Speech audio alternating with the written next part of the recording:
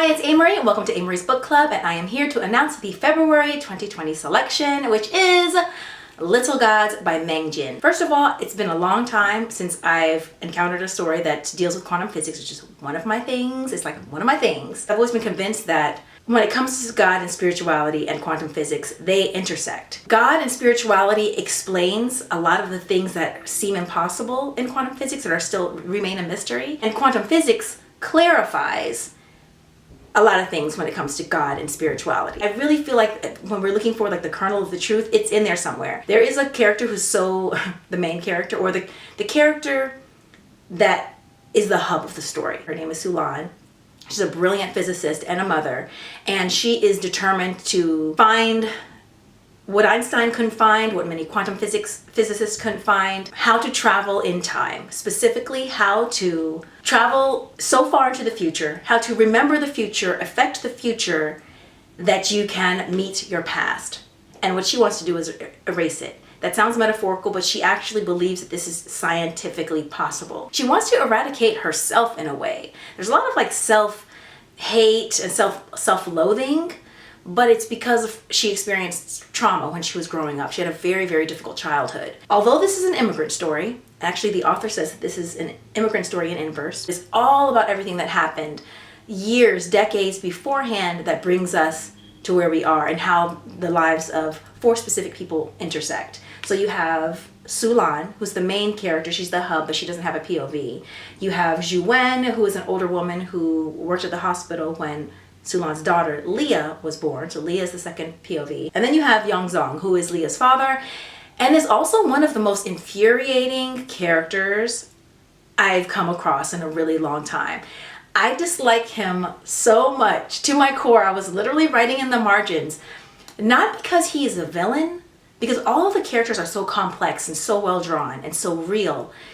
You'll likely see yourself in many of the characters, because we've all been through, so some of the things that they're all experiencing are very universal things. But he's just so despicable and so selfish. I could go on and on. I won't here.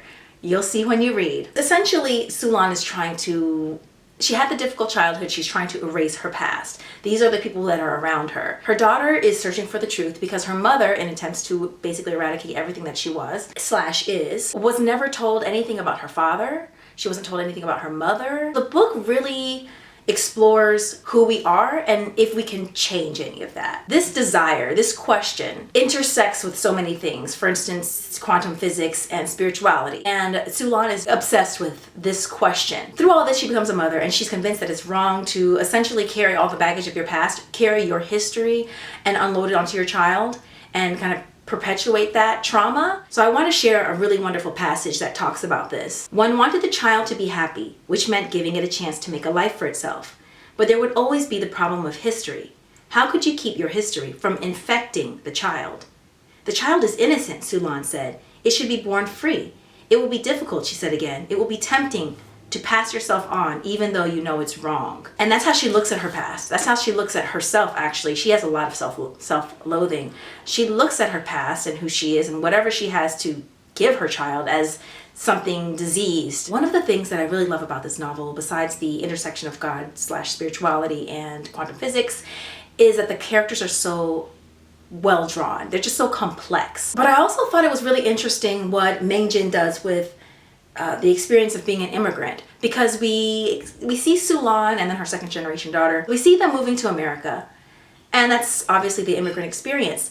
But in a way, Sulan was having an immigrant experience her entire life.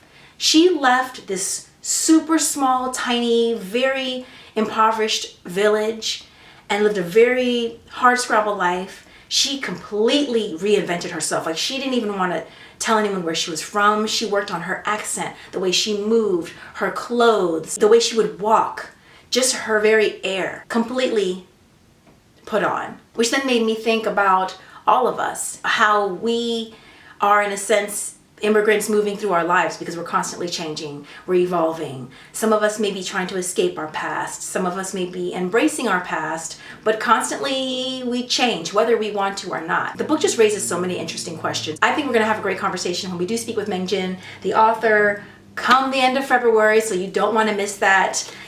I know February is a short month, but this book is not very long. You're going to have a lot of thoughts, especially about Leah's dad. I had to stop myself after a while because I was like, this is getting ridiculous. I was like, if you tab every page, it kind of becomes pointless. Be sure to pick up Amory's Book Club February selection, Little Gods by Meng Jin. I'll make sure I catch up with you guys on the gram. Hit me up at Amory and also at Amory's Book Club. Follow the hashtags, and you and I will chat with the author at the end of the month. Happy reading!